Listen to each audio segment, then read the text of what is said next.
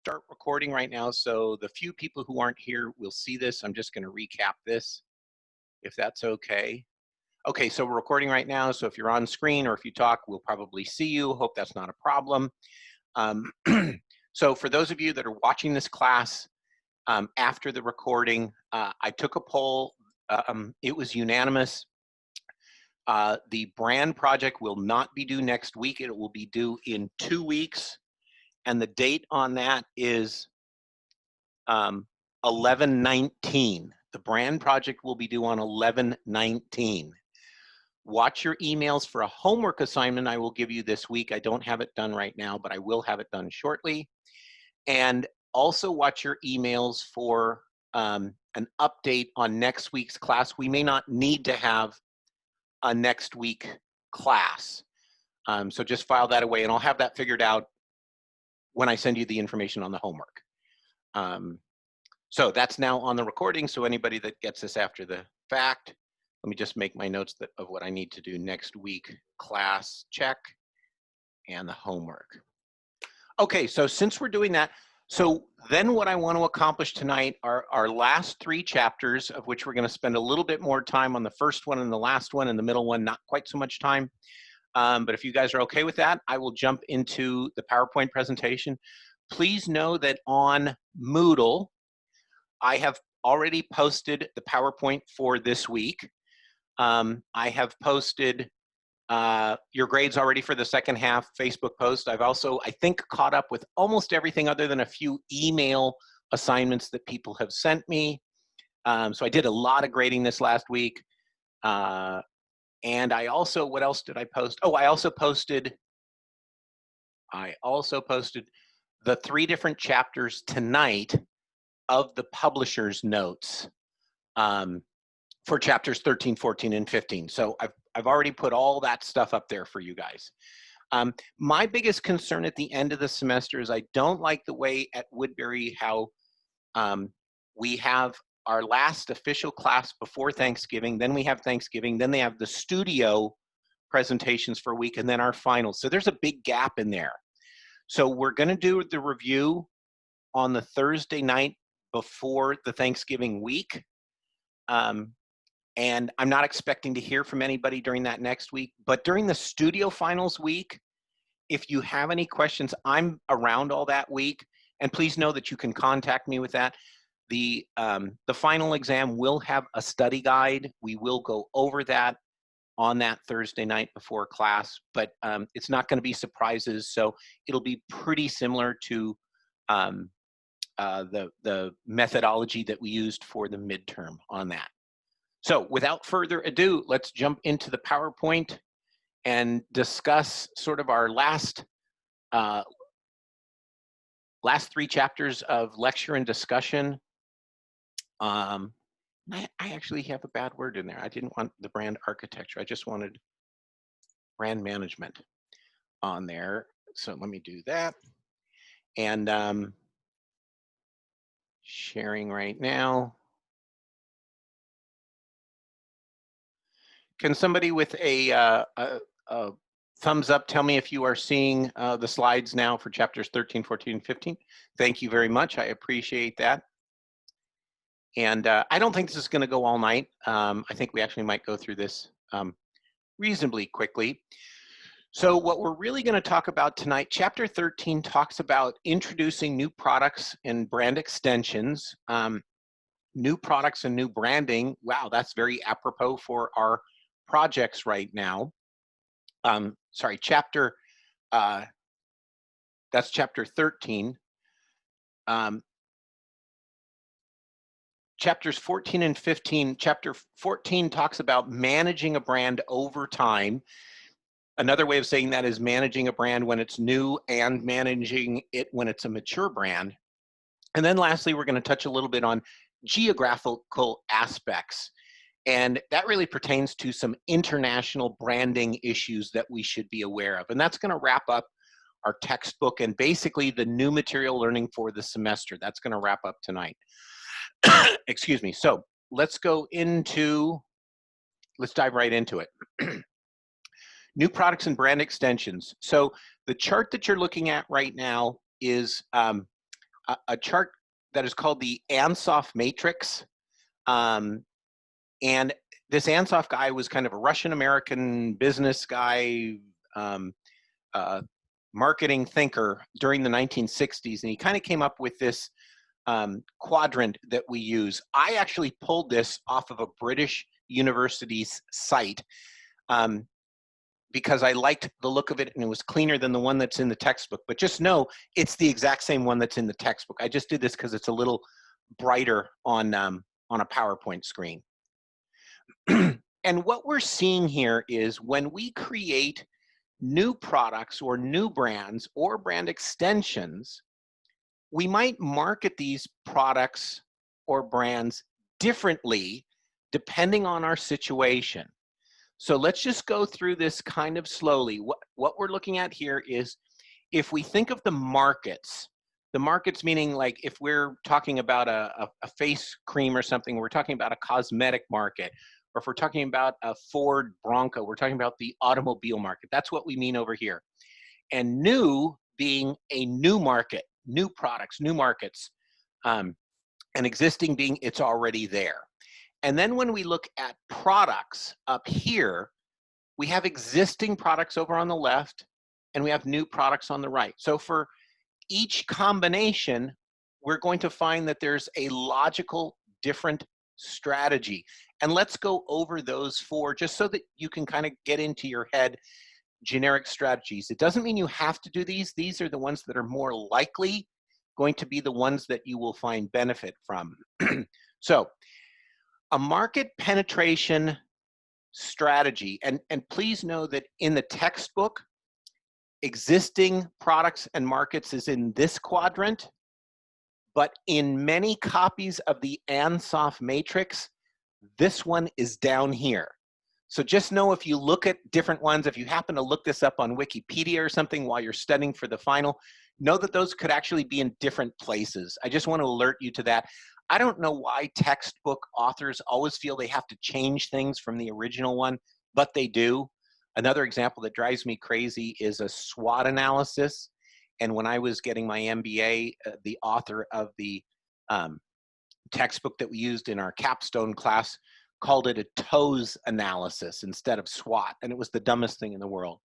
But I just want to alert you to that. But let's just look at this right here. So what this is saying is if we're in an existing market, again, let's think of this as being the automobile market. And let's say we're marketing an existing automobile, a Toyota Camry. So the car market's been around for a while and the Toyota Camry has been around.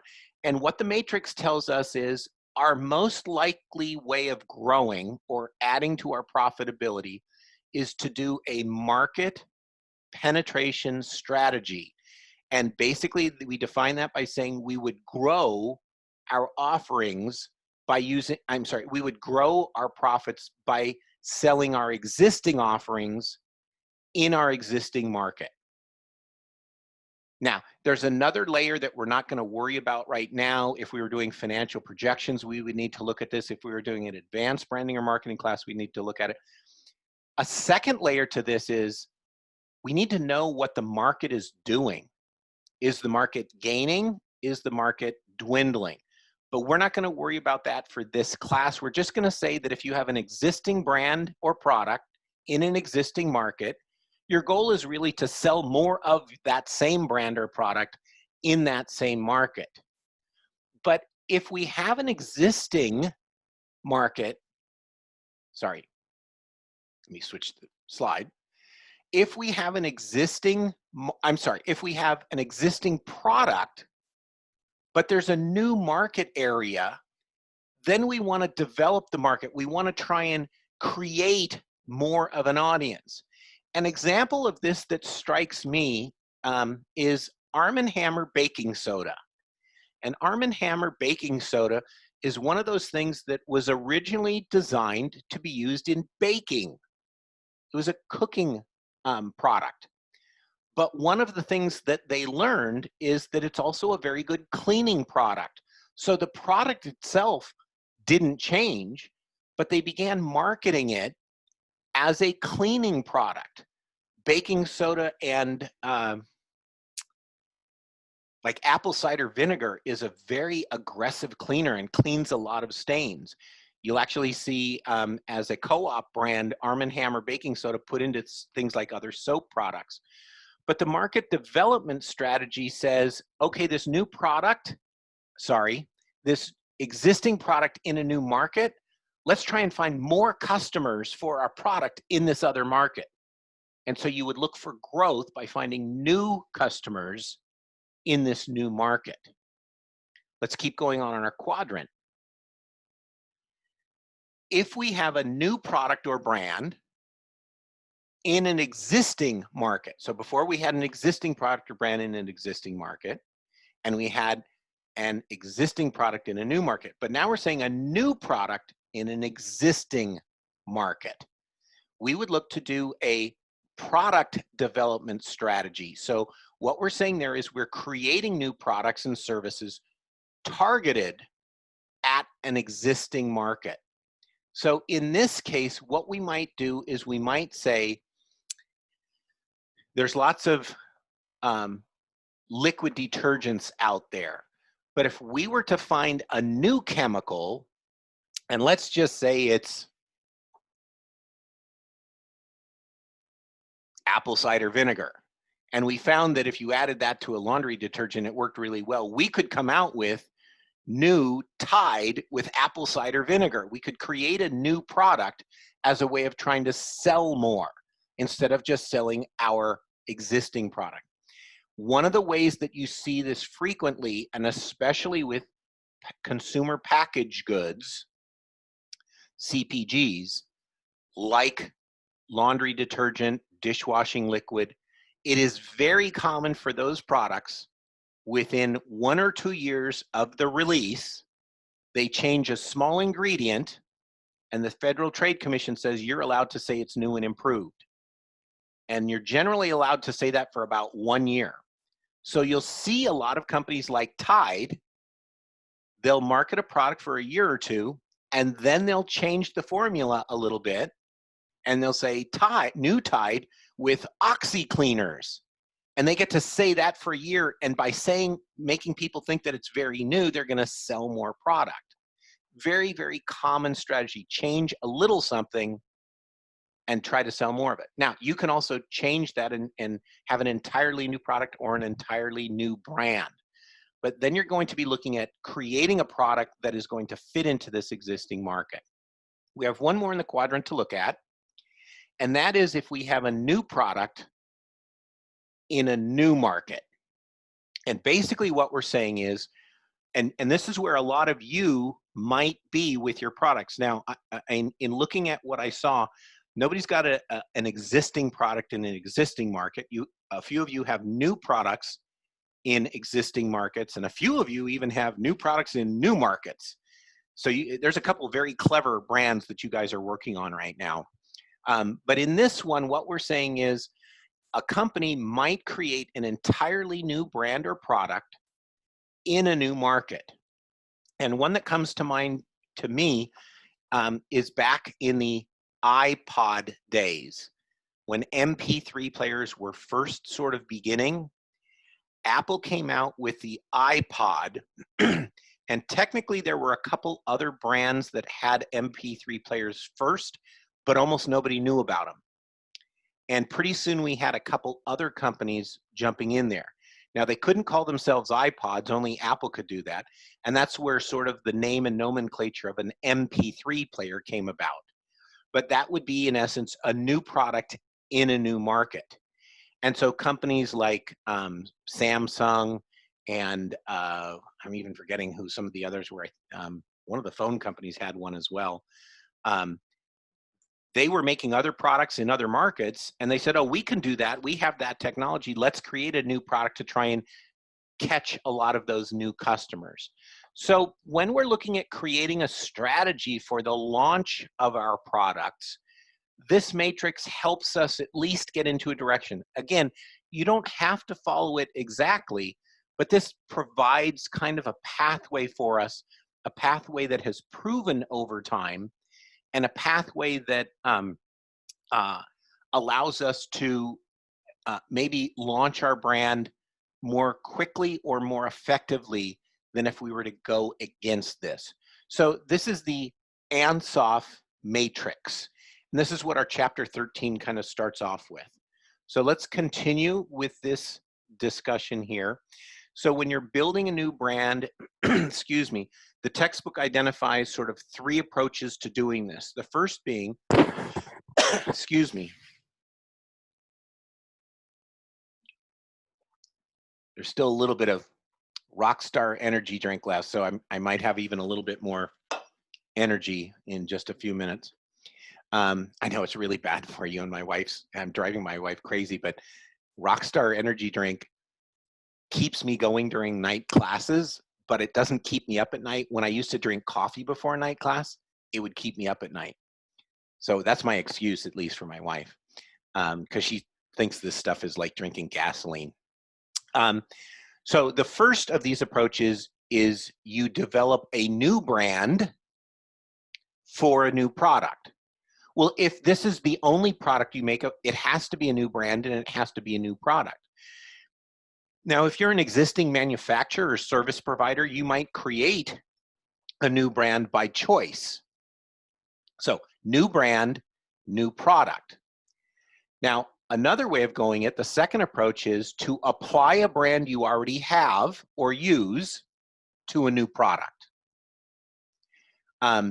So I think of things in the first example, when a company has a strong brand, they're not as likely to just create a new brand out of thin air.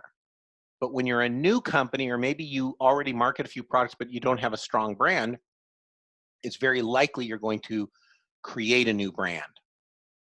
Now, when are you going to apply? Well, we'll see a little bit more some of the advantages of brand extensions, but when you apply a brand to a new product, there are some very specific advantages to that and a few disadvantages. And then you can kind of have a blending of a new brand with an existing brand. So if you think of it this way, when Apple came out, when they started by making Apple computers. So Apple, the company, named their products Apple. There was an Apple, there was an Apple II, there was an Apple IIc, there was an Apple IIe. I'm sure there were others. Those are the ones that I remember. And my brother and my father had when I was too young, so I didn't get a computer back then. But Apple, the company, chose Apple as the brand and the product name. Now, along the way, they started making other products. And a number of years later, they created an entirely new platform of computer. And that was a new branded computer, which was called the Macintosh. But if you looked at any of the documentation carefully, it was either an Apple Macintosh or a Macintosh by Apple. And so they combined the old name with a new name. When we look back at that now as a brand strategy, in my humble opinion, and I'm a little bit of an Apple fan, but in my humble opinion, it was brilliant marketing. It was a little bit of a risk because the Apple computer was seen primarily as an educational computer. It didn't really compete with IBM, who was the big personal computer at the time. Once IBM started up, HP jumped into it, Compaq jumped into it. There were a lot of the big mainframe computer companies that created personal computers. Apple created an entirely new programming language and a new style of computer. So when they went to the Macintosh, they recreated a new computer system, an entirely new platform. But they brought their old brand name with them, Apple, and they created a new one. Well, when you look at computers now, when you see Macintosh, we actually typically now see it abbreviated most of the time, a MacBook or a MacBook Pro or a Mac Air, but that's really the newer brand. And usually somewhere in your owner's manual, you'll see that it is Apple, and most of us know it is Apple now. Apple didn't know that when they first named it. It was actually risky for them to create a new brand different from the one they'd established, but they did. And it ended up working out brilliantly because now they have both of those brands as being big, strong, powerful brands. Apple is the parent brand, and you've seen them create new sub-brands underneath it, like an iPod, an iPhone, Apple TV, where they didn't use a very different name, and Macintosh products, Macs. So that's that blending, and it's challenging to do. But those are three different approaches to what you might do when you have, when you're coming out with a new product or a new brand. So Chapter 13 also does a little bit more discussion of brand extension. We've talked about brand extensions during the semester. Let's just sort of make sure we're on the same page with just the term brand extension. So a brand extension is using an existing brand name to introduce a new product.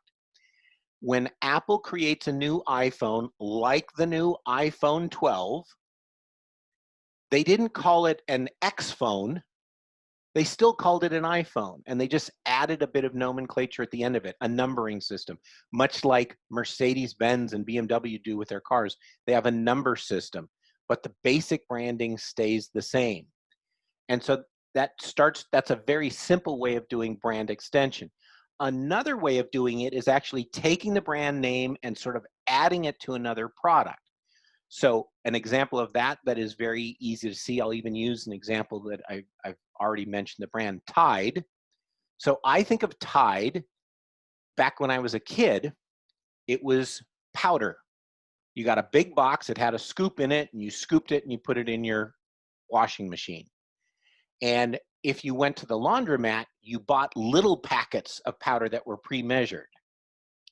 And then Tide, when a lot of the washing machines, a lot of people thought that liquid soaps did a better job, they came out with Tide Liquid.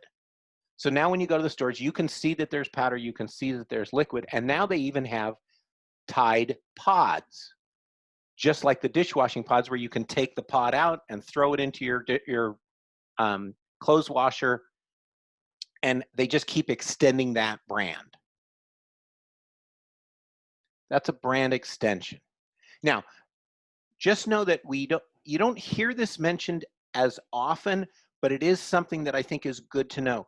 There's really two different ways that we can extend brands. One of them is referred to as vertical brand extension, where we have a product of a certain quality and a certain price, and we add a new extension to that brand either above it or below it.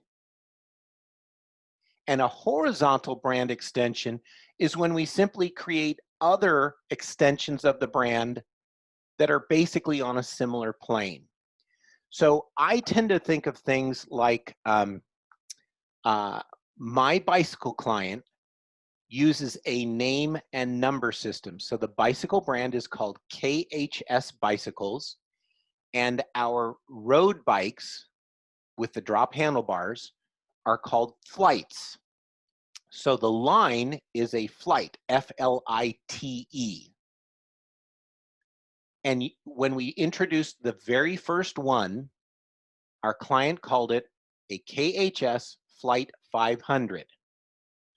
We extended that brand the next year by creating a higher level bike and a lower level bike. When the Flight 500 was successful, my client wanted to capitalize on that. So we created a higher level, more expensive bike and a lower level, less expensive bike. Well, guess what numbers we picked? We picked 700 and 300. So a year later, we had a 300, 500, and a 700. I've been involved in some of those discussions, and one of the things that I've convinced them is they originally wanted to do a 500, a 600, and a 400. And I said, well, now you're leaving weird numbers in between if you ever need to put them in between. You don't want to have a Flight 500 and then a Flight 503. That just sounds silly. So I suggested that they spread the numbers out so as they add them. Well, nowadays, we have a Flight 180, 223, 300, 400, 450, 500, 650, 750. We had an 800, we had a 1000, and we had a Flight 3000, which we now call a flight team. So over the last 10 years, we've just extended the heck out of that brand and that product line. So if you think you have a product that you might extend vertically, either up or down, you need to make sure that you have room in your product line. If you think of Apple as extending their phones, well, they started with low numbers and they can just keep going up. I think within about 5 years, we'll be at an iPhone 17. Fuji is a camera maker. Well, Fuji makes a lot of things, but they make a really cool camera product that is called an X100. And if you guys ever saw it, you dig it. It's a very retro-looking camera, but it's a very sophisticated digital camera. There's no zoom capabilities. It's just a single lens that's on it. And the way they extended that product was the first one was the X100. The second one was an X100S. The third was an X100T. The fourth was the X100F. And the fifth was the X100V. So it went with X100, and then the last letters went S, T, F, V. Can anybody guess how they came up with those? Sounds quite arbitrary. But why would they have added those letters afterwards? Anybody have any ideas? Is it like the capability of the camera to like the resolution of it? So that's what I thought when they came out with the first new one. I couldn't quite figure out what the S meant. And it wasn't until they came out, but they never said anything about that. It wasn't until they came out with the third one, which was a T, that people started deciphering what their code was. So this is a Japanese company, but selling most of their products in English-speaking countries. They used S because it was the first letter of second. They did a T because it was the first letter of third. They did an F because it was the first letter of four. And they couldn't do F again because it was 5, so they did the Roman numeral V for 5. But again, you know, if they keep going, they're going to run out of letters sooner or later. But they'll have gotten easily 10 or 15 years growth out of that product line. So just know that with vertical, you have that. Now, horizontal, I tend to think of things like food examples because it's real easy. Now, I'm going to use this example a couple times in a few minutes, but an example that I'll use of a horizontal brand extension, Campbell's soup. Every time I walk down the soup aisle, I feel like Campbell's got a new soup. Chicken, chicken noodle, chunky chicken noodle, creamy chicken noodle with turkey. You know, it's like every week there's a new one. They don't cost more, they don't cost less, they're just more difference. And we would call that horizontal brand extension. Okay, so let's look at a few of the advantages when we extend a brand. So one of the things, the textbook refers to this as the advantages of brand image. And I don't like the terminology, but I understand what they're saying. What they're really saying is by having another brand that is related to a first one and an extended brand that's related to the first one, you have more brand imaging out there between the two of them. So if we create a Volkswagen Beetle and then we create a Volkswagen van, we have more Volkswagens out there. So hopefully, if you do it well, and that's the provision with all these advantages, you have to do it well. But if you do it well, you will increase the brand equity by having more of the brand out there. When you extend a brand with a good brand, you reduce the perceived customer risk. So if Tide, who we know as being a laundry detergent, comes out with a dishwashing detergent, there's a pretty good chance that our brain can say, well, they're good at one soap product, they'll probably be good at another soap product. And so as a customer, if I'm going into the store and I see XYZ dish soap and I see Tide dish soap, I'm probably going to say, well, the Tide's probably better. It may not be, but the brand makes me think it is because they've been selling the other soap so long. So it reduces the customer risk. You potentially have easier distribution. So if I'm selling Tide laundry detergent at Ralph's, it's real easy for me. I already have a sales rep that goes there once a month that sells them more soap. And now they can say, oh, by the way, we have a new dishwashing soap too. So the chances of getting it through your same distribution channels, as long as it's a similar market, are pretty high. But if you're XYZ soap and you knock on the manager's door, he may have never heard of you. So it might be harder to get shelf space. It might be harder to distribute your product with a new brand, whereas a brand extension potentially eases that a bit. Now, here's an interesting one. Textbook identifies this again. The way they say it is a little bit difficult. I had to dumb it down for me. So let me give you guys kind of the simple way of looking at this. If you add another product, you're going to add cost, right? So if you're advertising one product and you advertise another, you're going to add cost. We understand that. But relatively speaking, if I advertise Tide already for laundry detergent, and now I come out with dishwashing soap, the Tide brand is already known, so I probably have to advertise it less than if I created an entirely new brand. So the relative cost of advertising each one actually comes down, even though the gross cost of it is higher. So as you add more products through extension, the cost of marketing that effectively comes down. And that's where you see people like Coca-Cola or Pepsi. Not all of their products share those names, but a lot of them do. And they're able to keep building upon the brand. And also, if they do it well, between reducing the marketing costs here and back up to the image, if you do it well and you're successful, the brand extension actually helps build the brand of the original brand, the parent brand, if you do it well. And then lastly, reduce development time and costs. You guys are going through a process right now of creating a brand, and you'll end up having, I'm not quite sure what, 5 or 6 weeks to do this in.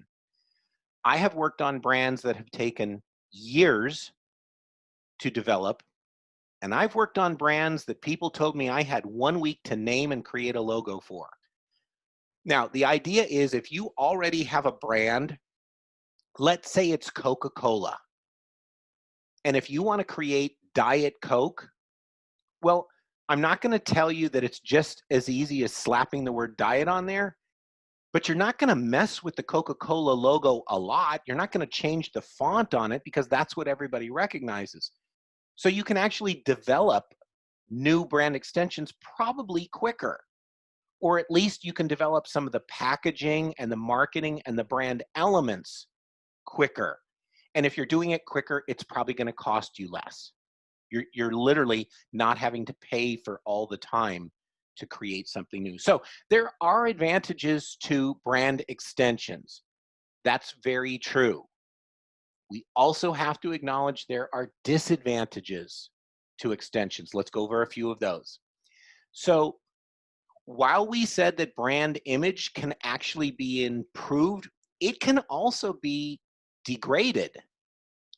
If you don't do a good job of extending the brand, you can actually create brand confusion out there.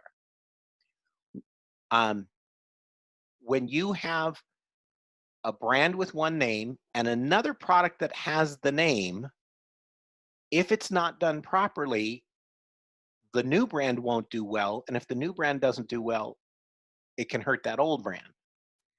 Now, another thing that happens is there can be sales resistance, or what the textbook called retailer resistance. Here's another Campbell's Soup example.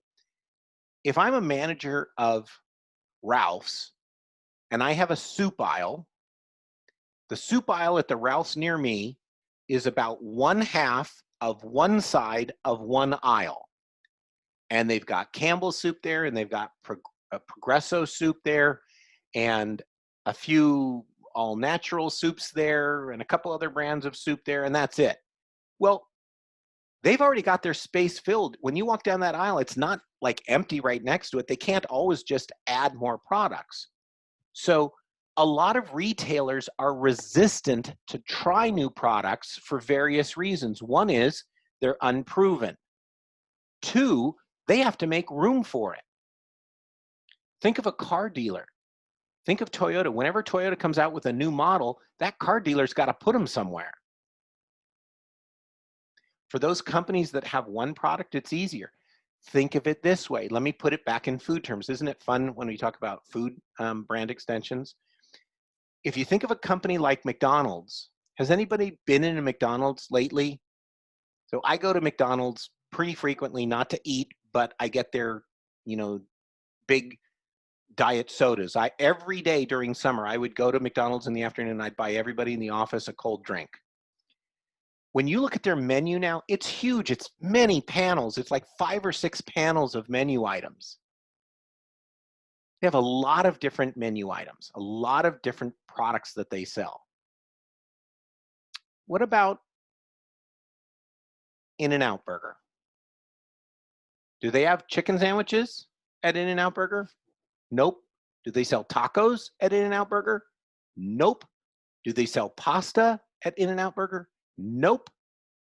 So if you think about it, they have their limited kitchen, their limited storage space, their limited menu. And if they started adding a lot more products, they literally would need more physical space. Well, it's the exact same thing of trying to sell products at a 7-Eleven or at a Macy's. If you come up with a new product, you've got to convince those stores to sell it for you, unless you're selling it yourself online. So there can be resistance to that. Also know that some products can actually cannibalize sales from the parent brand. If the newer product is perceived as being better or competitive with the original product, it might steal from it. So that's just something you want to be careful of. And as I mentioned before, so if a new product fails, it can hurt the parent brand. I'll give you a true life example of this that I went through. I had a client that was called KZ Golf, and they called their golf clubs KZG. It was 2 attorneys that owned the rights to a technology, and they sold the rights to this metal technology to a golf club manufacturer in China. And that technology became a new brand of golf clubs called the Orlamar Tri-Metal. And these 2 attorneys in Los Angeles made millions of dollars by selling the rights to this technology. Well, they made enough money and they kind of got a little bit cocky and arrogant, and they said, well, why don't we make our own clubs? We came up with the technology that these other clubs are making. Why don't we make our own? So they created their own brand, KZ Golf, and their clubs were called KZG.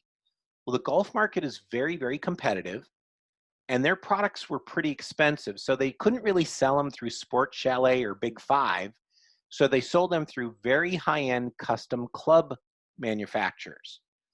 And about 5 years later, they came to us and they said, we are going to come out with a lower priced club. And they literally wanted to call it KZG Lite. Now, my research showed that calling a golf club light is not necessarily a good idea. It's not a horrible idea, but people don't think of golf clubs as being heavy or light. So it didn't gain anything. It also, with some people, had the designation of thinking it was lesser. We instead recommended that they go with an entirely different name. And the reason we did that is our research said lower priced golf clubs are way more competitive. And most lower priced golf brands that get launched, like restaurants, fail. Many, many of them fail. So we said the risk to your parent brand where you're making a lot of money is high. So we said, we suggest you come out with a different name. And they said, okay. They asked us to name it. We actually named it Carlton Golf. And we did a logo that actually doesn't look a lot different than a Chanel logo. The C of Carlton looks very similar. And then we used a G in sort of a CG logo. And they were pretty successful their first year. And They didn't come out with any new products the second year, and so the same product was being sold for 2 years. Whereas when you look at a company like Nike or TaylorMade or Cleveland, they come out with new products every year, and the second year their product line bombed. And by the third year, they stopped selling it. They actually thanked us because they said if we had named it KZ Light and it failed, it would have hurt the parent brand. So just know when you're doing brand extensions, it's one of those things you got to be concerned about. The first logic that most of us have is, oh, we can sell a lot of these because we already made a name for ourselves. Yeah, but only if you do it right and only if the product is right. And then just lastly, know that if you do a brand extension or you do a lot of brand extensions, it can what we call dilute the brand. We just start thinking of it as being different things. You know, if we started coming out with Tide dishwashing soap and then Tide deodorant soap and then Tide, you know, shampoo, at a certain point, are we really helping the brand, or are we just making people be more confused about the brand by diluting it? So know that there are advantages and there are disadvantages. Now, I'm not going to take the time to go through all of these, but this is in your textbook, and I think this is kind of an interesting study, looking at some of these successful extensions versus some of these not so successful extensions. So Dove, that made, and this isn't the chocolate, this is the soap, they moved into shampoos and conditioners. It was very logical, and it worked really well. Campbell's started marketing tomato sauce. And ironically, it was not successful. People see Campbell's as being soup, but they don't really think of them as tomato sauce. So they just didn't do as well.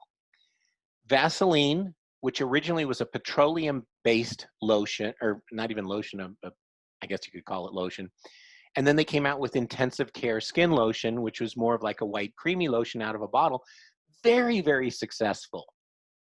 Look over here, Lifesavers chewing gum. Well, most of us that buy Lifesavers, we buy it because it's a funny little round candy. It's made like literally a life-saving vest or you know, a circle, and it's kind of fun. But we don't go to them for gum. You know, we go to Juicy Fruit or Trident or Extra or something like that. Hershey's moved into chocolate milk. They were a chocolate company. They went into chocolate milk. It was very successful. Cracker Jack, which was a candy in a box, tried to create cereal, and it was a dismal failure. So I'm not going to go over a lot of these, but these are really good examples, and it's, in my opinion, when you're looking at creating a brand extension, studying brand extensions of the past is a good way to learn some of the things that work and some that don't. What you're going to find most of the time is those that are successful have some kind of a close tie to the original. So Hershey's, the tie is the chocolate. Well, there's chocolate bars and chocolate milk, so that worked. Cracker Jack thought the tie was in sort of being candy tasting. The problem is most of us don't want to admit that the cereals we eat, you know, are super sweet and sugary. We'd like to think they're healthy, and that fell flat on its face. I look at this one and I just laugh. Harley Davidson wine coolers. So big badass dudes wearing leather and with tattoos, and we're going to sell them wine coolers? That just doesn't seem like, if I was in that meeting, I would have raised my hand and said, are you guys nuts? Like, if anything, I would have done Harley Davidson whiskey, you know, or I would have partnered with Jack Daniels. To me, that would have been a match made in heaven. But wine coolers, you know, they might as well have done spritzers. You know, that's just not what we think with Harley Davidson. Harley Davidson, we think of freedom and out on the road and our hair blowing in the breeze. We don't think of, you know, wine coolers in a nice wine glass with our pinky out. It's not the same connotation. So my suggestion is just sort of look at these, because I'm thinking, I don't know this yet, but I'm thinking your homework might be a brand extension that you can put into your project. So this might be a good thing for you guys to refer back to. Just one last one on chapter 13, and we'll move on. Factors for building brand equity with brand extension. So this is kind of what I just said there. Is it salient? Is this new brand extension, is it relevant? Is it important to the customer? Or are we just sort of borrowing the brand and slapping it on a product? The more relevant it is, the more likely it will be successful. The more we just kind of slap an existing brand onto a new product, in my opinion, the less likely it will be. Are the associations with the brand favorable? And again, I'll just go back for a second and just pull any of these out of here. Like Arm & Hammer toothpaste worked because of the cleaning aspect and the whitening aspect that Arm & Hammer has. But again, if we look at the Harley-Davidson wine coolers, the association of Harley-Davidson to wine coolers is not a very positive association. So that's, you can see associations need to be favorable.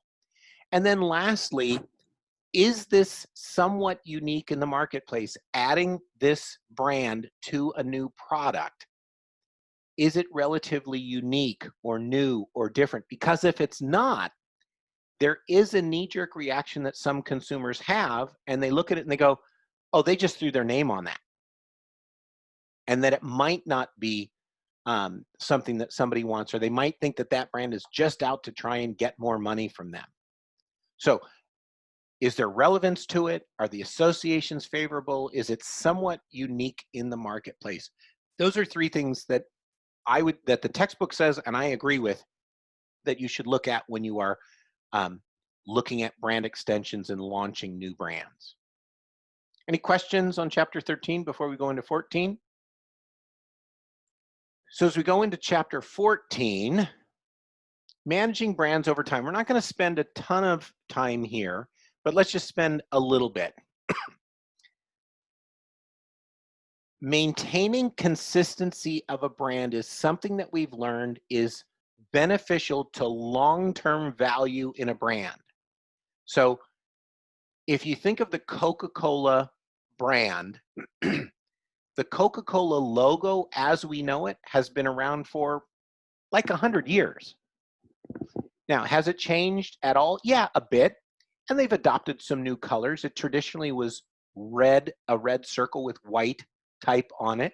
But we've now seen it in silver, and we've seen red type on silver, and we've seen red type on white, and we've seen black and silver and black and red. So they have a color palette, but they usually stay within the color palette. You don't usually see Coca-Cola in blue or in green unless they're doing like a really special one-off production run.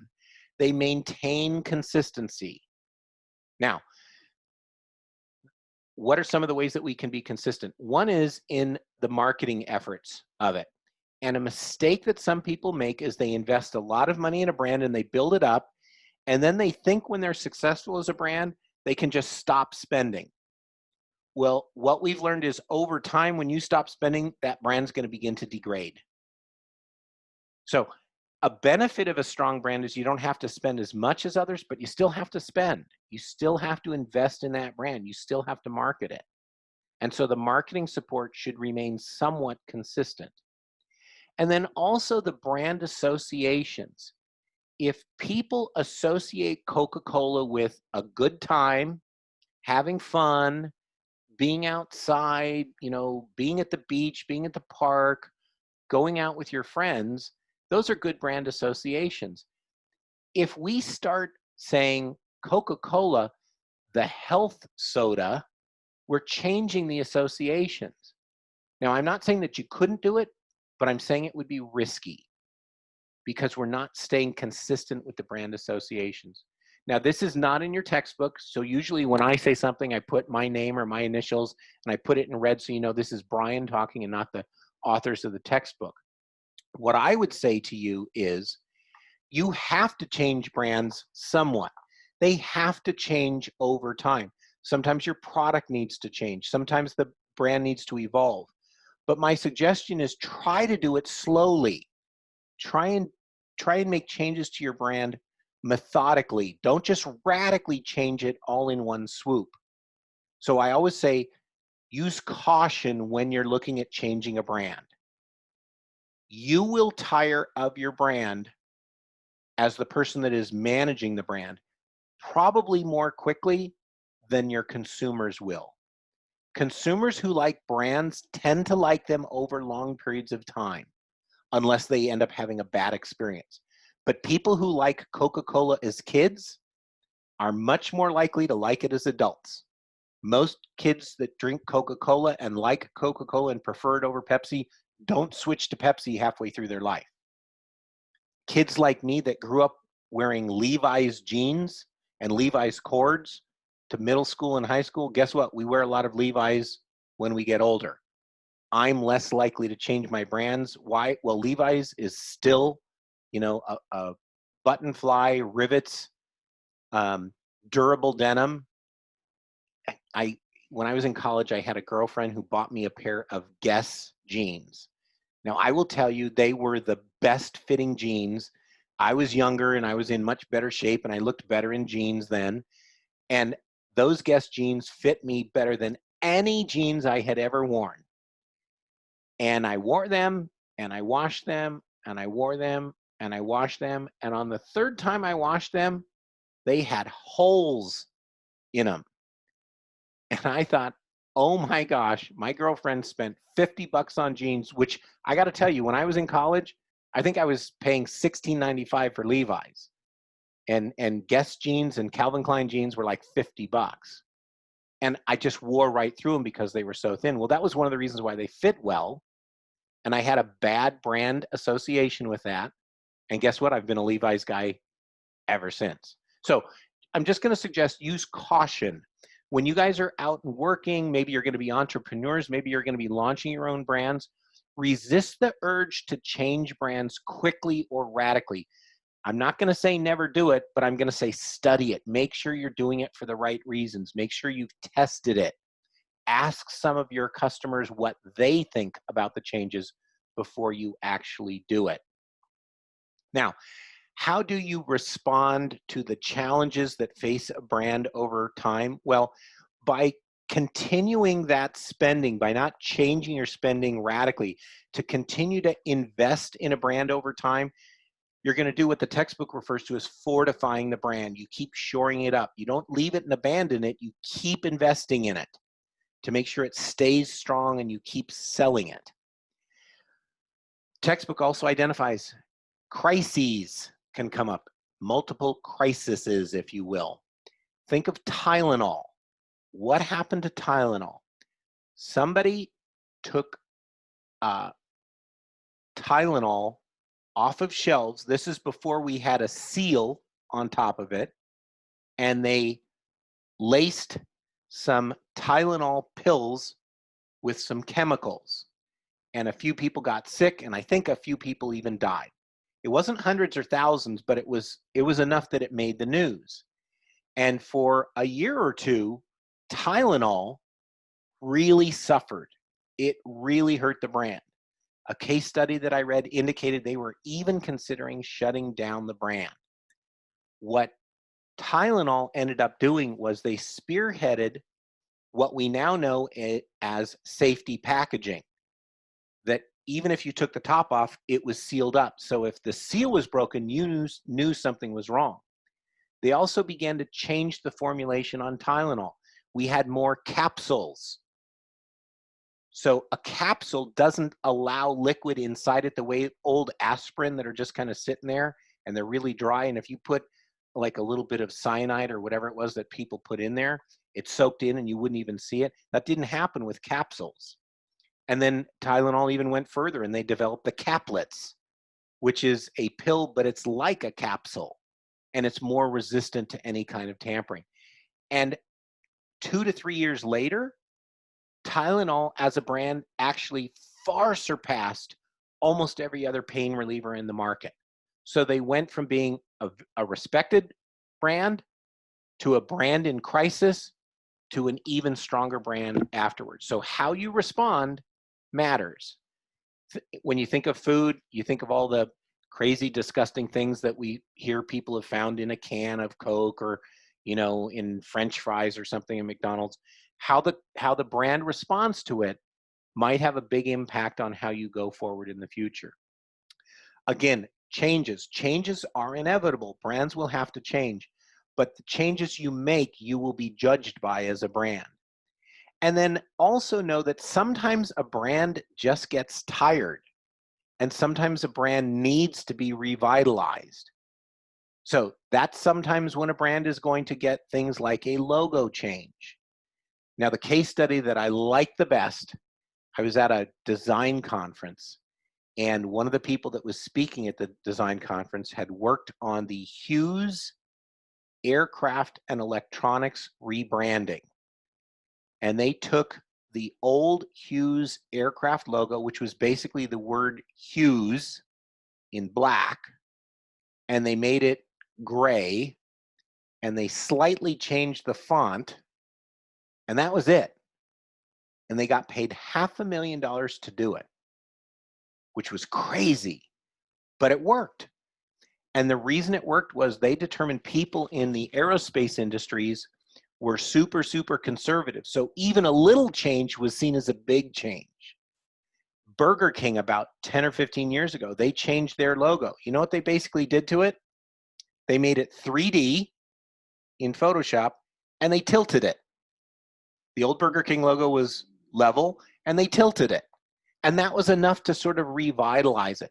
Sometimes you do it with the name, sometimes you do it with the logo, sometimes you do it with the colors, sometimes you do it with the packaging. But know that you sometimes might need to revitalize an old or aging brand. Here's just a couple last thoughts that come up. Retro branding is kind of a new thing that we're seeing now, that we're seeing some old brands be revitalized. Can anybody think of an old brand that's sort of become popular again?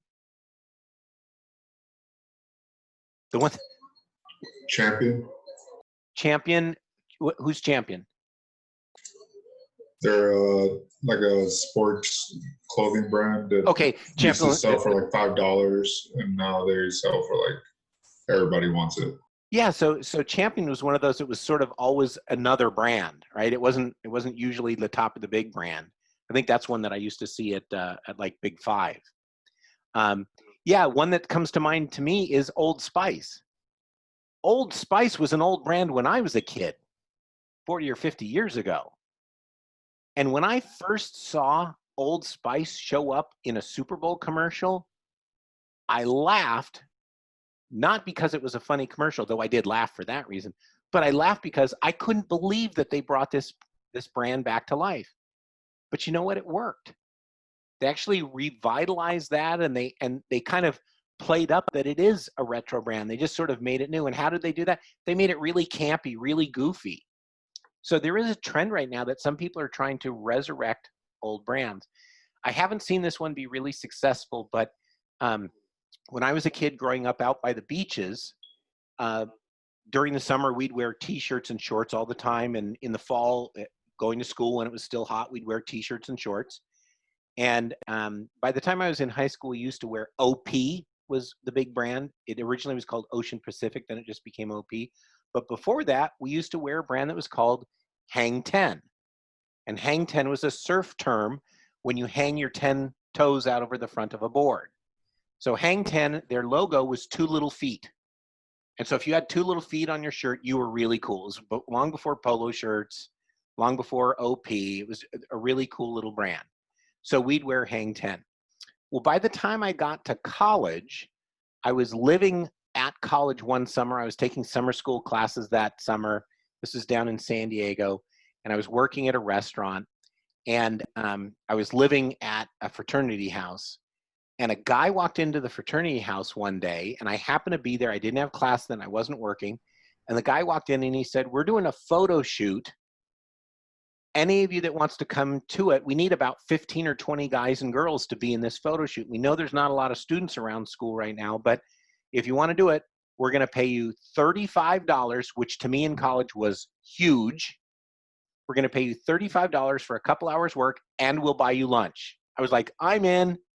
So me and a bunch of the guys, we piled in a car, and we drove to the photo studio the next day, and we were shooting a Hang 10 ad for the Magic Show. Those of you that are involved in fashion, you know the Magic Show is sort of the big clothing show that we have in Vegas. And so they were shooting an ad for that, and it was a takeoff on a Norman Rockwell painting, if you will. So they had an old Woody station wagon, And we had guys with surfboards and bicycles and dogs and watermelons. And we were all going in a direction, and then with Photoshop, they kind of made it look like we were all zooming along. And it looked like a Norman Rockwell painting. It was very, very cool. I actually still have one copy of it somewhere in a box at home. Well, 2 years ago, I was at the bicycle industry trade show, and I was walking by a booth, and at the bicycle industry show, there's bicycles, there's bicycle parts, there's fitness equipment, there's food and energy drinks, and there's clothing. And I walked by a booth, and as I was walking by, I did a double take because there was a giant blow up of the Hang Ted ad that I was in 35 years before. So I stopped, and I saw the guy, and I saw a guy who had his name, and then it said CEO on his name tag. And I said, "Are you guys Hang 10?" And he said, "Well, the Hang 10 brand was bought and sold several times. We bought the rights to it this year. We're looking to try and resurrect it." And he said, "Why are you asking?" And I pointed to the ad, and I said, "Because that skinny blonde-haired kid in there, that's me. I'm not so skinny, and I'm not blonde, and I don't have as much." Back then I was like a long hair.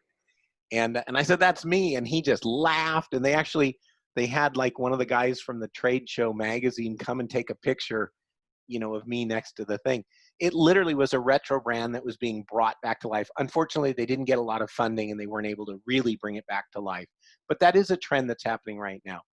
Another thing that we look at with brand extensions and new brands is, where is this brand going to go? Well, this is sort of alluding to what I mentioned with the KHS flight bicycles.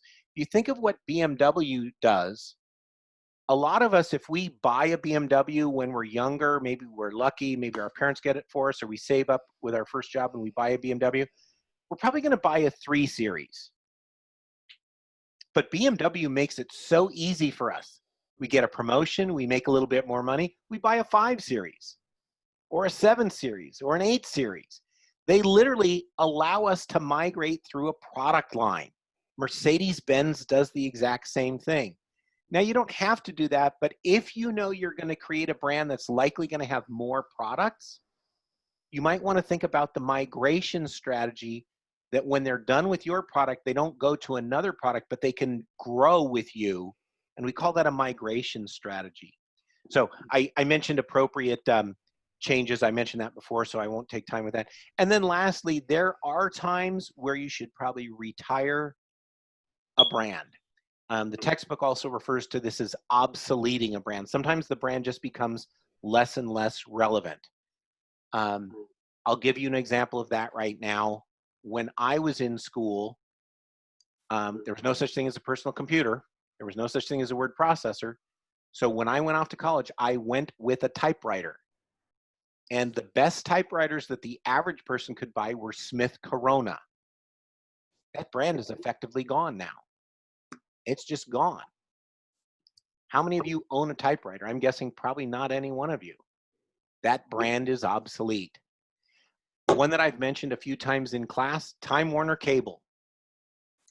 Time Warner Cable, the brand was getting such low remarks, such low grades, they decided to retire that brand in the cable system and reboot it as Spectrum. So just know that, that can happen. Just because we come out with a new brand doesn't mean it's going to last forever. Okay, so let's move on to our final chapter of tonight, and I'll try to keep this moving. Geographical issues. Geographical issues. What are we talking about? Well, there's 2 that are brought up in the textbook. Most marketing and branding books talk about international marketing. We're going to talk about that a little bit, but there's another factor that is something we should be aware of, and that is, as much in all of our business classes that we talk about global markets, and we can now sell our products anywhere in the world, and we can buy products from anywhere in the world, there's actually another trend, and that's buying things more locally. We're tending to buy, more produce at farmers markets. We like buying products from people who are nearby or local. even when we buy online, some of us buy products that are relatively local because we don't want to wait 5 or 7 days for it to ship. Now, as companies selling products, there can be benefits to being regional. I'll get to those in just a minute. But know that regional brands, it's actually something that's growing.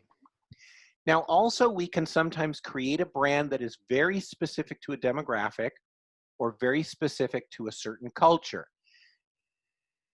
We can create brands that do that. That's really more a marketing issue, and I won't spend too much time because we probably talk about that in a lot of our marketing classes. But if you think of a demographic, the one that comes to mind with me is when your parents or grandparents get older and you're concerned about them falling at home and not being able to get up. A lot of us will buy, I bought one for my mom, it was called a Life Alert. And it was a little thing around her neck, and if she fell down, she pushed the button and it called the fire department. And guess what? She needed to use it once. But they don't market that to you guys. They don't market it to millennials or Gen Zers. They market it to seniors. And so that's a demographic, and that brand is branded specifically. There's others that can be cultural. Know that sometimes you don't try to market to a culture, but your product gets absorbed by a culture. We see that a lot with different types of alcohol. Certain groups just gravitate. Certain cultural groups gravitate towards tequila or brandy or malt liquor or light beer. So just know that there are times that your brand might be focused on a culture, or a certain culture might sort of adopt it. And that's just a factor you need to deal with. And then two other geographical issues that we'll talk about, one being multinational branding or marketing, and the other is global. And a lot of people might say, well, isn't that the same thing? Actually, they're a little bit different. Multinational basically means 2 nations or more, 2 countries or more. Global meaning it's almost all the way around the world, or it is all the way around the world. So there are a lot of products that are marketed here in Canada. We wouldn't call that a global product or a global brand. There's a lot that are marketed in North America, Canada, US, Mexico. We wouldn't call that a global brand, but rather a multinational brand. But I usually say if you're selling on at least 2 continents, if not 3, you start to refer to yourself more as a global brand. So I have a client that sells product in the US, well, I should say in North America, in South America, in Europe, and in Asia. They don't have any, actually Australia too.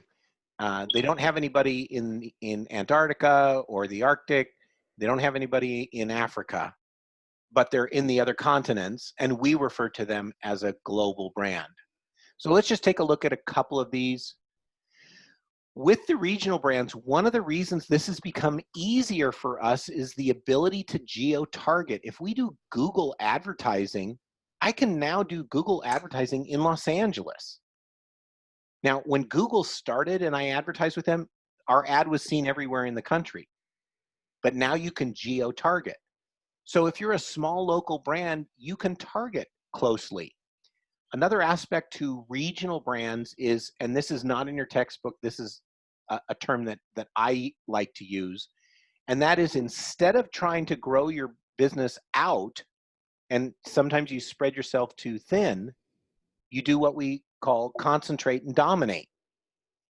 Become a more important brand locally, but make sure that you can satisfy the needs of your customers. And another term, and a slightly different variation, but for all intents and purposes, the same thing, a focus strategy, focusing on your area. So if you think of things like restaurants, when you launch a restaurant and you're launching one, your biggest concern is local, very local. You wouldn't want to advertise all around the city if your restaurant is only in one small area, but you might want to concentrate all of your marketing efforts in that area.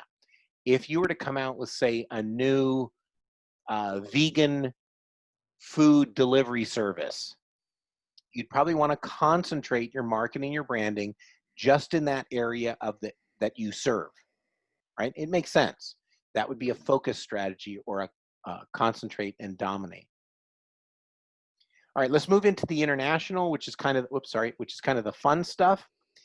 And the textbook talks about different ways of branding, but I'm going to give you 3 terms that I use that I think will help you guys. I think we've got an open mic somewhere in there.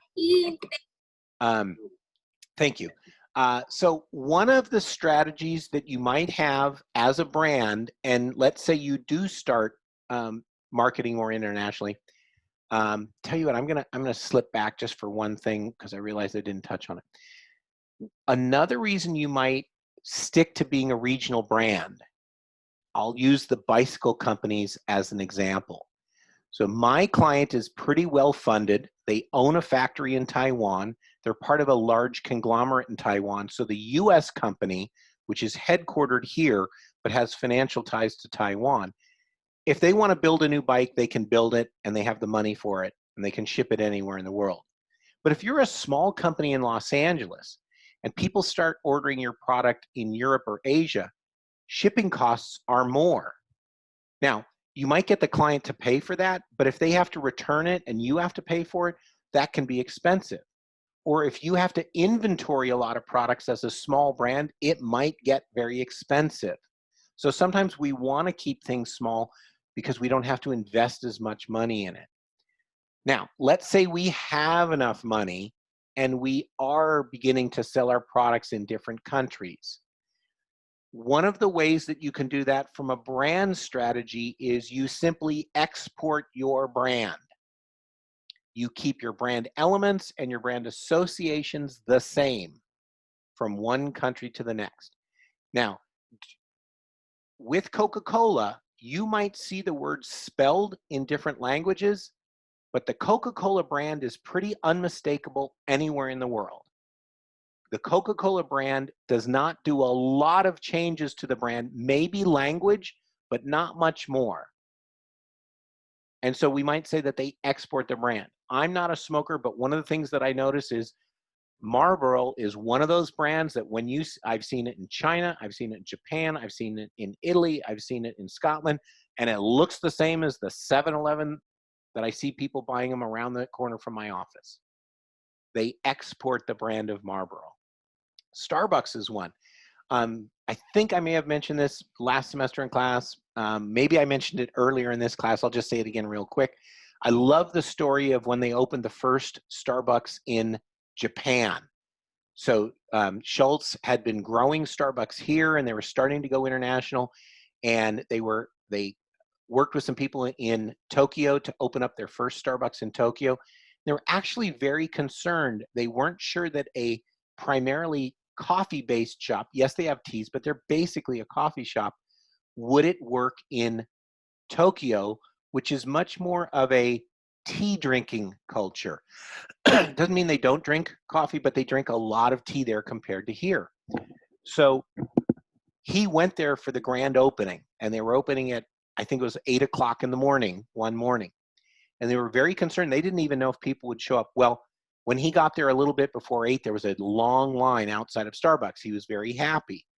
But what shocked him was when he got into the store and they opened the doors and the first customers came in, the first customer stepped up to the cash register and ordered a double tall latte in perfect English.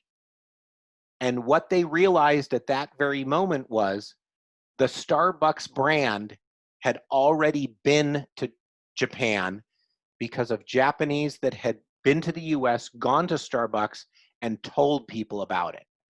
So they didn't come in and immediately ask for lots of different teas. They wanted the Starbucks that we know here. They wanted the custom espresso drinks. They wanted the dark roast.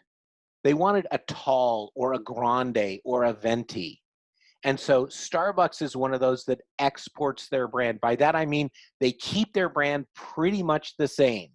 The Starbucks brand at most places internationally is still going to be the green and white logo.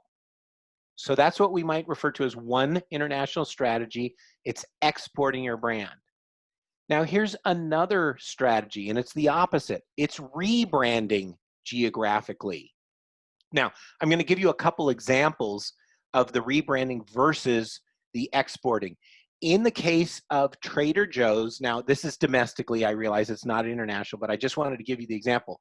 When Trader Joe's went back east, they didn't change anything about the brand. And it worked because most people in New York were aware of Trader Joe's from out in the US. So the first one they put in Manhattan was exactly the same and it worked.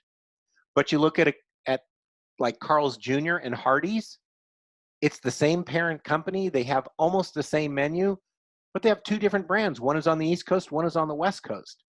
And they do that because the brands grew separately and they didn't want to lose their brand following and their brand associations by putting the names together. The same thing can happen internationally. So you want to study your brand and you want to find out what your customers in the new areas know or think about your brand. So an example of the rebranding internationally is Burger King is actually called Hungry Jack's in Australia. Now, I find that funny here because if we talk about Jack's here, we're talking about Jack in the Box. But Burger King actually goes by the name Hungry Jack's in Australia. They rebranded it because that's a brand that just seemed to work there. Lay's potato chips is known as Walker's in the UK. Walker's is a brand that they had there, and they adopted that brand, which sounds definitely more British than Lay's does. There actually can be bad connotation to the term Lay's. And I will tell you that the name Walker is very British. And I know that because Walker is my middle name. Walker was also my father's middle name, and it was my grandfather's middle name, and it was his father's middle name, and it was my great-great-great-grandfather's middle name. Every Hemsworth male for the last 5 generations has had the name Walker because Walker is a very common name in England. And it was my grandfather who first came over, but we still name the boys in our family Walker. So know that you can rebrand a product, and you would typically look at things like, does it make sense? Is there a problem with our brand when we export it? And if there is, you might have a great product, but you might choose to rebrand it so it'll sell better. So we have the exporting your brand strategy where you don't change it, you don't change your brand. And then we have the rebrand where you specifically change it for a new area. And then we have one that's in between. And the one that's in between we call glocalization. And this is sort of a bastardized word. Instead of saying localization, they say glocal because you might change your brand somewhat in different countries around the world. And the example that I love on this is McDonald's. So you'll still see the McDonald's logo. You'll still see a lot of the same things. Like if you look up here, McDonald's loves the Mick in front, McVeggie, Mickaloo Tiki, McPuff, McCurry. Now, the Crispy Chinese doesn't have it, but they still use some of the branding, and I don't have it on here, but they would use golden arches. They'd still use a lot of their brand elements, but they change their menu based on local palates. So when you go to different countries, if you go in there, you'll probably find a Big Mac, but you might find something else that is much more local in taste. So branding with adjustments due to local consideration, we call that glocalizing or glocalization. And this is sort of a new growing trend that we see a lot of brands. They don't say we have to keep everything the same. And they don't say we've got to change everything. They say, you know what, we're going to change what we need to where we go.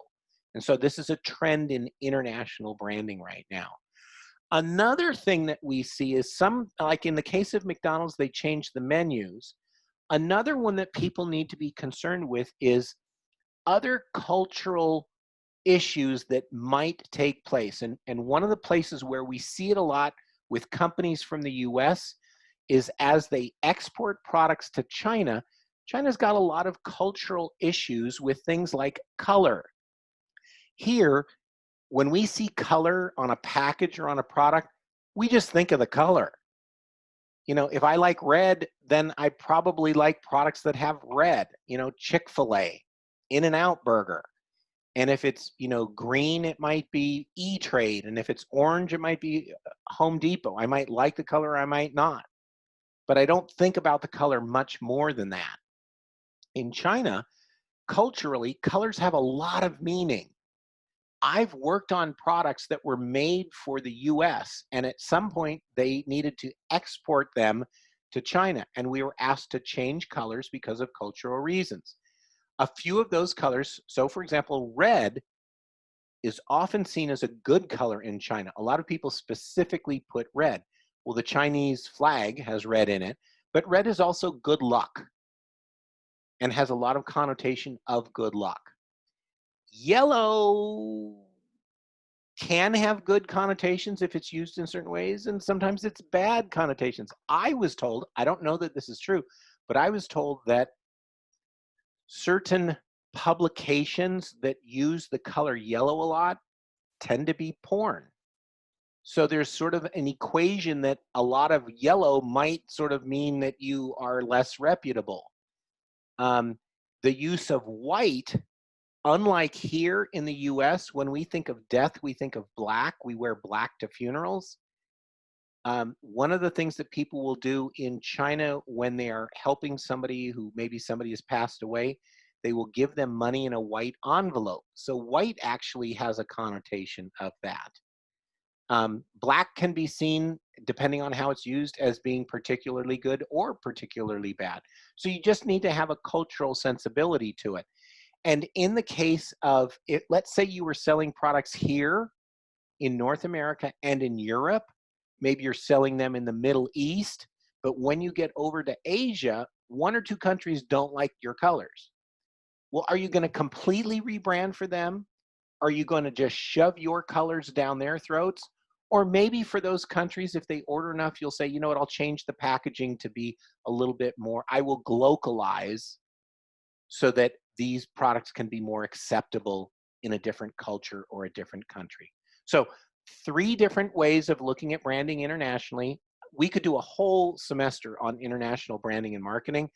We won't. This is really about the extent, but just know that if you launch a brand yourself or you're working for a brand, the likelihood that you're going to work on things internationally right now is way higher than it used to be.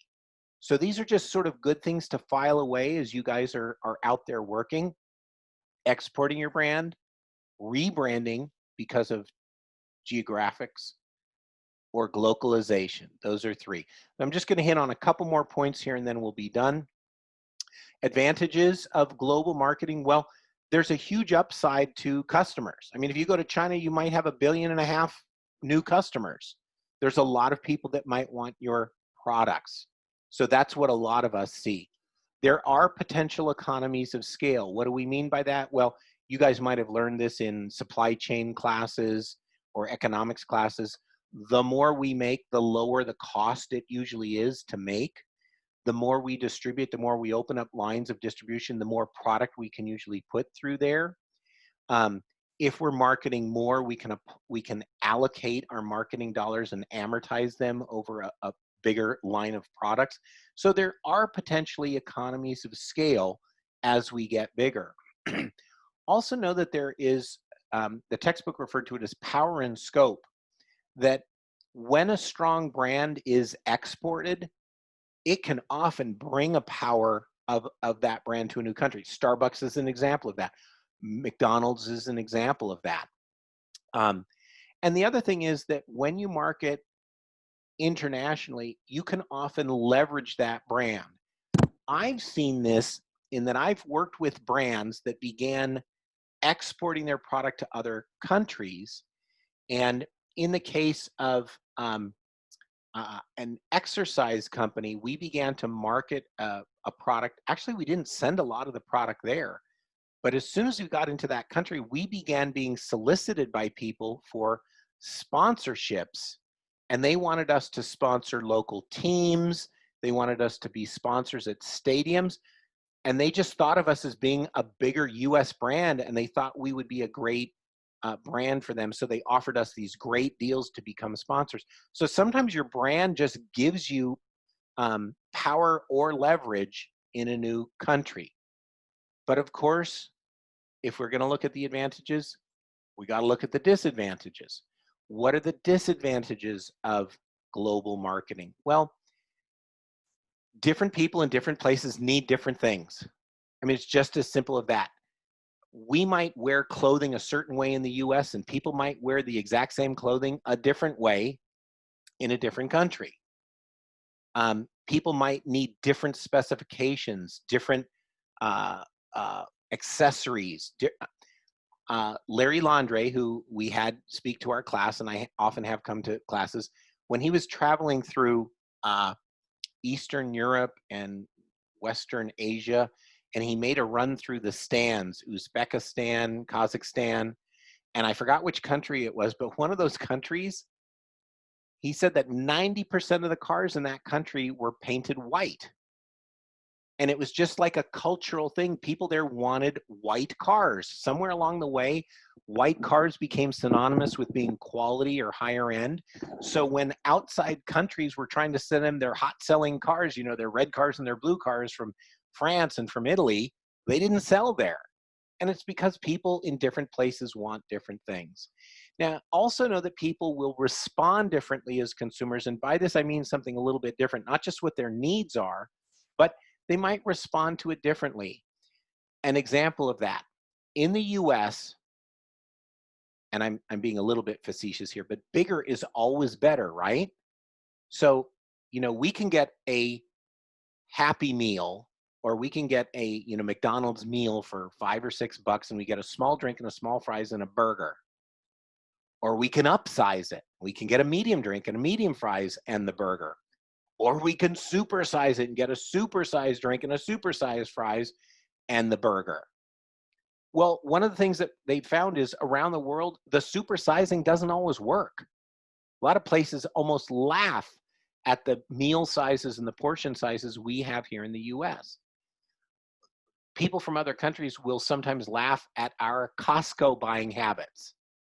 And the thought is, who the heck needs 64 rolls of toilet paper? Why do we have to buy so many at one time? There's other places where it's the exact opposite. People tend to buy much bigger quantities than we do. So just know that consumers respond for many different reasons. Sometimes consumers want to buy directly from a manufacturer. Sometimes they want to buy through a wholesaler. Sometimes they want to buy through a local retail shop. Sometimes they want to buy online. Those can vary dramatically, and your marketing and your branding might have to reflect that. Know that another disadvantage of global marketing is, even though I said that there can be reduced costs because of economies of scale, your gross cost is going to go up. If I sell 1,000 units in the US and I want to start selling 1,000 units in Asia, I've got to pay for those 1,000 units. So the gross cost is higher. And again, I brought that up specifically because that's why some small brands are better to stay regional. If their cash flow is relatively low, to order a whole bunch of new product for a new country, you know, within the bicycle industry, we have companies that will come to us like Ford Motor Company, and they'll say, we want to buy a bicycle and we want to put Ford on it. We want to give it to 1,000 employees. My client will sell them that. If Ford came to us today and gave us a check for $100,000 for 240 bicycles, we would deliver that bike in 6 months. That's how long it takes. We got a contract with the factory. We have to buy the materials. We have to buy the products. The tubes have to be heat treated. They have to be cut. They have to be mitered. They have to be welded. They have to be painted. Then the bikes have to be assembled. They have to be put in boxes. They have to be put on ships and shipped around the world. 6 months from the time the money is in our hands. That means that company doesn't have that money for 6 months. And so for small local manufacturers and small local distributors, growing requires more money. Sometimes getting that money is easy. It's easy to raise money or to get a loan, and sometimes it's not. So just know that global marketing, we always think, well, I can sell a lot more. Yeah, but it might cost you a lot to get there. You know, the old adage is you got to spend money to make money. So know that there are advantages and disadvantages. And so I'm going to leave you with something straight out of the textbook, and it's the 10 Commandments of global branding. And I just think these are pretty good. Understand similarities and differences in global branding landscape. I think that's really a core principle of what we've been talking about tonight. Don't take shortcuts in building brands. Brands need to be built over time. If you're lucky, they grow quickly, but I think of it more like growing a plant. They start slow, you got to add a lot of water, you got to feed them, and then in time they start growing more. Create a marketing infrastructure. You're generally not going to build a brand without putting marketing behind it. Now, what kind of marketing you use, you got to decide that, but you need something in place there. And the companies that market and then don't, and then market and then don't, tend not to grow as much as the ones that have an infrastructure and are able to do it more consistently over time. Embrace integrated marketing communications. I'm a preacher of that. I teach integrated marketing communications. Basically, we're saying don't just do one thing, do multiple things, but share the message across those. Cultivate brand partnerships. Sometimes that means with other brands, but sometimes it just means with suppliers or vendors or the stores you're going to sell in. A lot of clothing companies sign contracts with retailers. A lot of clothing companies will sell exclusively through a store like Macy's, or a lower end product might sell exclusively through Kmart. Kathy Ireland has made hundreds of millions of dollars selling through, I think it's Kmart. So brand partnerships don't necessarily have to be with multiple brands. They might be with other companies. Balance standardization and customization. So standardizing products is what we'd all like to do so that it makes things easier to make. But the trend is people want more customization. So you need to find out for your brand and for your product, do you standardize more? Do you customize more? And know for different products, it's probably going to be a different answer. Balance your local and your global control. Well, if you export your brand and you've got to keep that brand up, you have to have people in that new country that are going to make sure that brand is consistent. You have to shove some of that off locally. Now you can set the precedent domestically here. I know a lot of US companies, they create the brand here, but they have to have local offices that watch it. So there might be local control, there might be global control. Establish operable guidelines. Well, this is basically just saying that you need to have operations, you need to be able to have guides for brands, and you need to be able to make those doable. For my bicycle brands, we've created what we refer to as a brand Bible, where we actually create a style for a brand. And when we go into a new country, we give them the style guide and we say, well, you can make this logo in blue and in black and in red, but you can't make it in yellow, orange, or green. And if you're going to use this logo, always use this font. Always make the first letter capital. You know, we give them guidelines, but we give them guidelines that they can do. Implement a global brand equity measurement system. All we're really saying there is keep track of your brand and find out if your brand is growing in equity. Are people liking it? Are they liking it more? And sometimes what you're going to find is when you might have other companies where your brand grows faster than it does here. And you want to be able to capitalize on that when it happens. Trek bicycles, which originally were made in Wisconsin, now they're made in China, but they're headquartered in Wisconsin, originally was mostly just a US brand. Now, they made some mountain bikes, and I was working in the bike industry when this happened. There was a year that they ordered about 30,000 too many bikes, and they were having trouble selling them. They'd already sold a couple 100,000 bikes that year, and they just were having trouble selling them. And they did what we call dumping. And so they sold them at a big discount to a distributor in Europe. Well, what happened was that distributor sold out of them almost instantly and ordered a lot more. And Trek was one of the first US mountain bike companies to sell a lot of American mountain bikes in Europe. And once they sensed that people there wanted what we had here, they actually began selling more internationally than they sold here. And it was because they were watching the brand equity rise in Europe of an American brand. And then lastly, learn what you can leverage in your brand. Is your logo the important thing? Is your website the important thing? Is your slogan the important thing? Is your color scheme the important thing?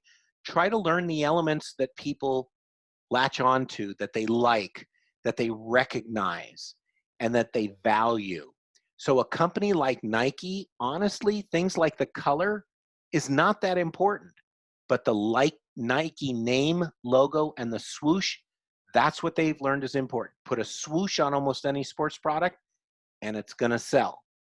With other companies, you might find different elements become the important thing. So I think these are 10 good commandments. I think they're things that you guys could look upon as you get jobs, as you become maybe marketing managers, as you start owning companies and launching brands.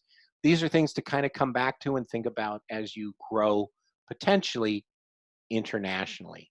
Now, as much as I've talked about making stuff in the US and sending it elsewhere, know that this applies if you go elsewhere and you want to sell back here. All these same things apply. So with that, we went a tad longer than I expected. I thought we'd be an hour and a half. We've got an hour and 45 minutes. But that's it. That's the end of our textbook learning. Does anybody have any questions on any of the PowerPoint? Know that this PowerPoint is already posted up on Moodle for you guys. I've also posted the publisher's notes up onto Moodle as well. And if you guys don't have questions on this, what I'm going to say is, I'm going to recap for those of you that were either late in coming in or watching the tape of this. We have decided that your brand projects are not due next week.